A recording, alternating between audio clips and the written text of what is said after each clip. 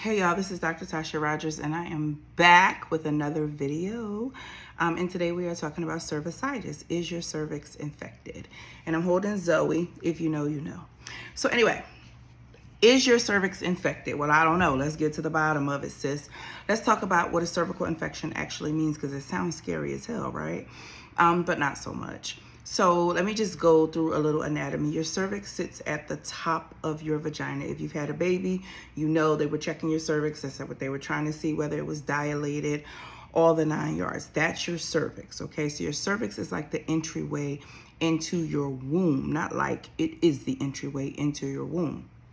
Now, the interesting thing, I tell people, have a visual, because this is like, your cervix is like a sponge, right?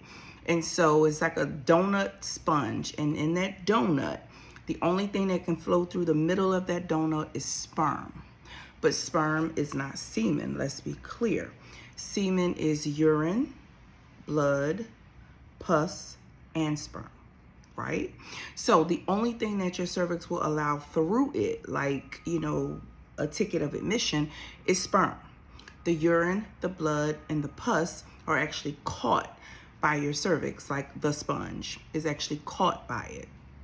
And anything else that's in your vagina that is not sperm is going to be caught by your cervix. That can be lubricant, that can be spermicides on condoms, that can be the chemicals that are in regular tampons. This is why I recommend raw cotton tampons or chlorine-free tampons. But essentially, your cervix catches all that. It catches everything that's not sperm and kind of sucks it up.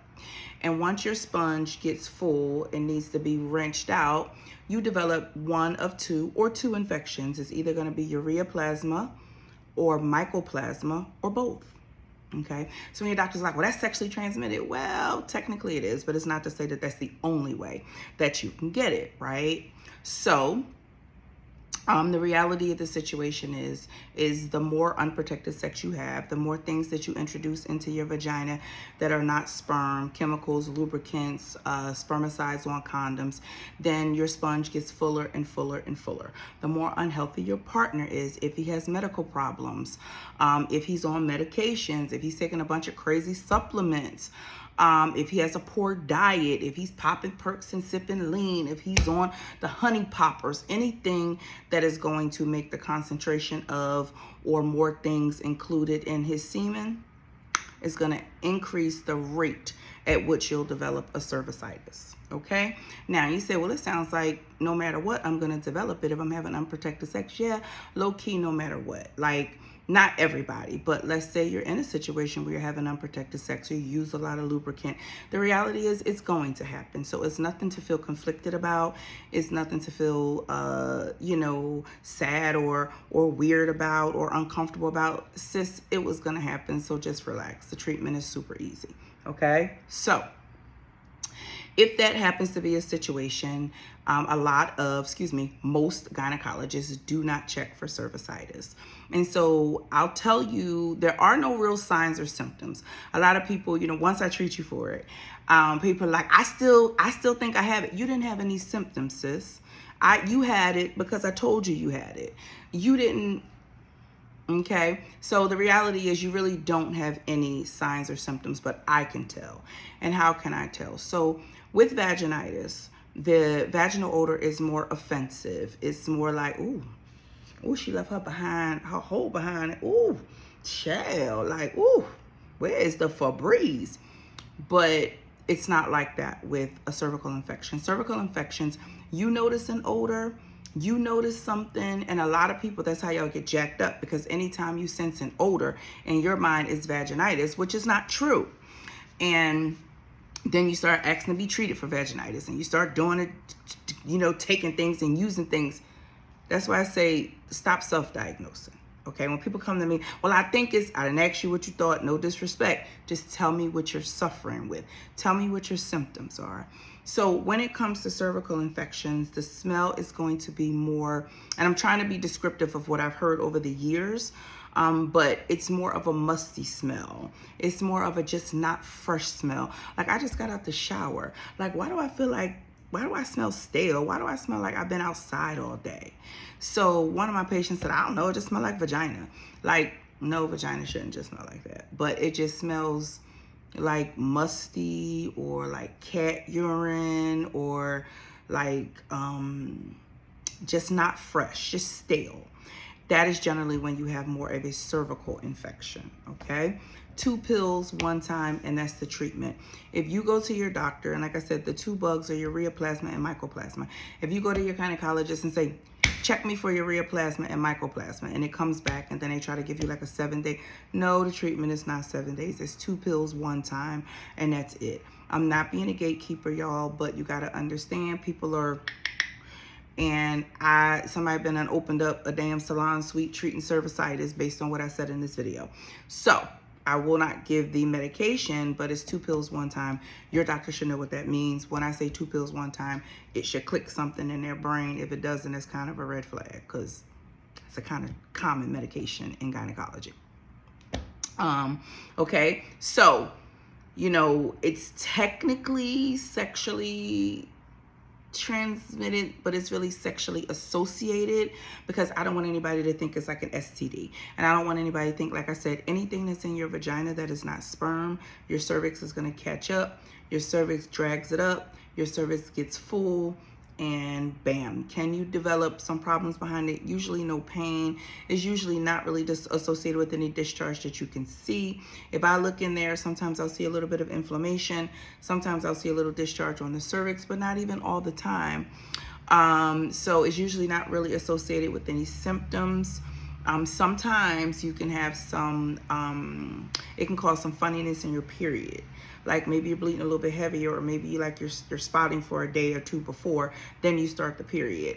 Like it can cause some weirdness with that. It may even cause a little bit of, usually not going to be bleeding after intercourse. That's a little bit more problematic, but it can just cause some spotting, weird, like where did this come from type of stuff. Okay, but usually it's going to kind of be what we call asymptomatic, or without any symptoms or anything you can kind of put your hands on, except that odor that you like. It's not a bad odor, I'm just off, like it's just off. And then y'all, the only thing you know in your mind is vaginitis, so that's how you go treating it. Okay, so that's not really, you know, don't assume because something smells off or is a little bit off that it's a vaginitis, because you might go barking up the wrong tree. Now, what I generally have noticed, and I kind of, how can I say this?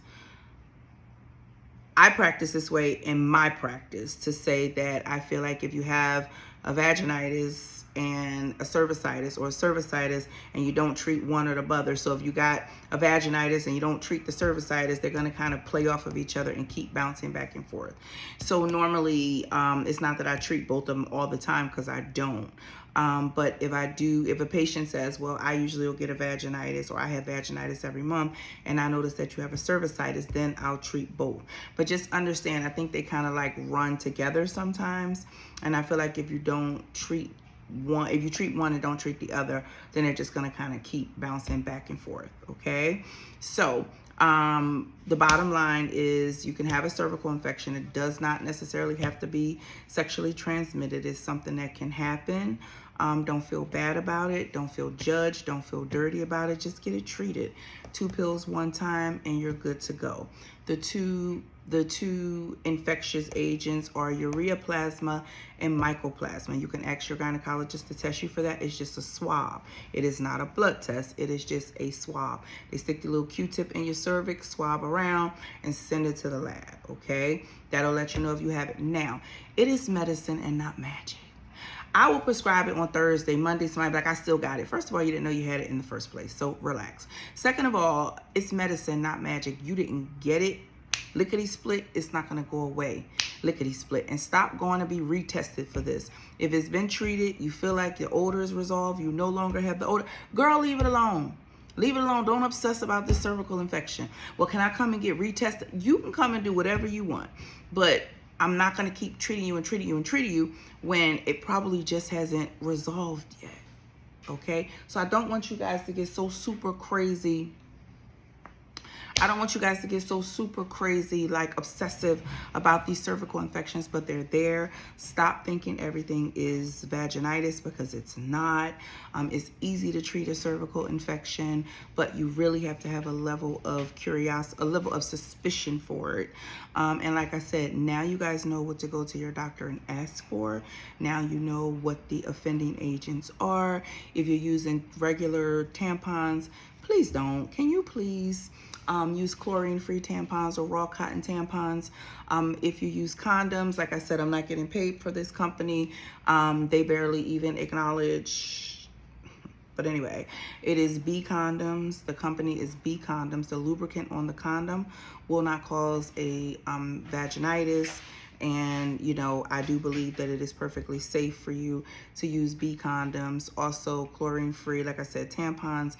And if you're going to use a lubricant, you go to officiallypleasured.com and use their Wet Kitty. It prevents you from getting vaginitis. It's odorless, colorless, tasteless. It mimics the vaginal fluid, and it's all the things. So I hope this blessed somebody. I hope it helps somebody. And until I see you next time. Bye.